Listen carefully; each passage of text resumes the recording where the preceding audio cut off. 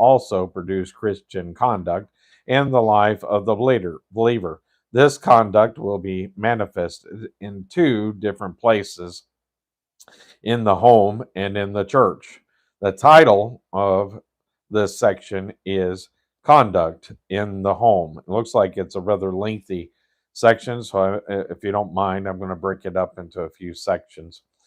Verse 1, likewise, ye wives, be in subjection to your own husbands, that if any obey not the word, they also may be without word, be won by the conversation of the wives. First Peter chapter 3 and verse 1. Likewise means in the same manner.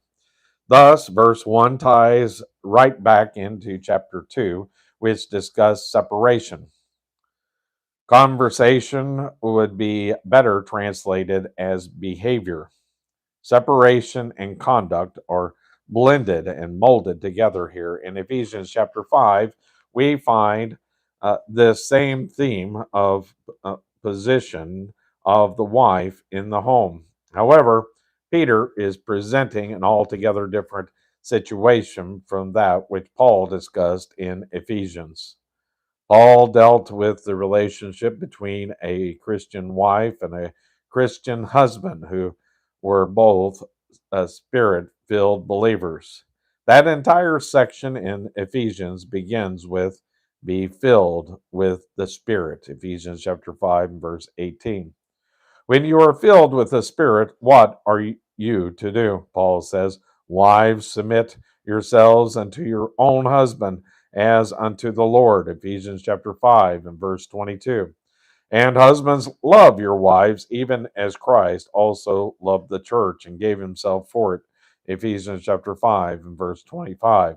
He is speaking of a Christian home in which both the husband and the wife are spirit-filled believers, and the relationship is one in which the man loves his wife and is willing to die for her. Now, for the sake, I always like to kid about that. Uh, Men are willing to die for their wives, but they're not willing to accept the toilet paper being turned the wrong way. Sorry, couldn't help myself. Now, for the sake of order in any situation, there must be uh, headship in marriage. That headship has been given to the husband. When the wife is told to submit, however, it is not like the obedience of a child. Many men, when they marry, think that their wives are being a sort of first child and that she is to obey them like a child is to obey.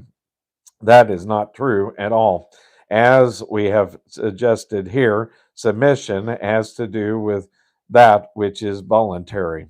Paul is saying to the wife, submit yourself. This man loves you, and you are to submit to him. The better word, because it means more, is respond. Maybe I like the word respect better.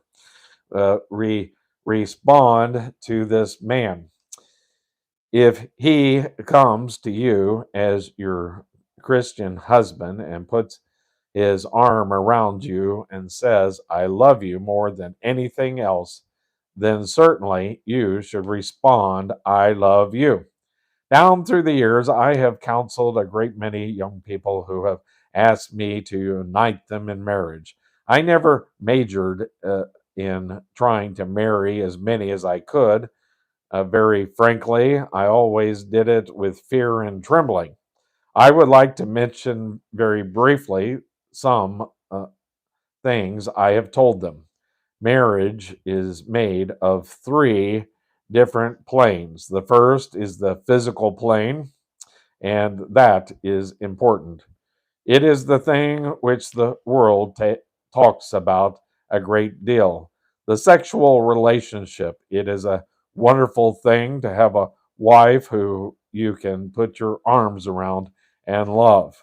Between two believers, sex can become the most precious, most beautiful, most wonderful thing there is in this world. It is my conviction that believers are the only ones who can really enjoy the physical relationship to the fullest. There is no question that the physical relationship is a wonderful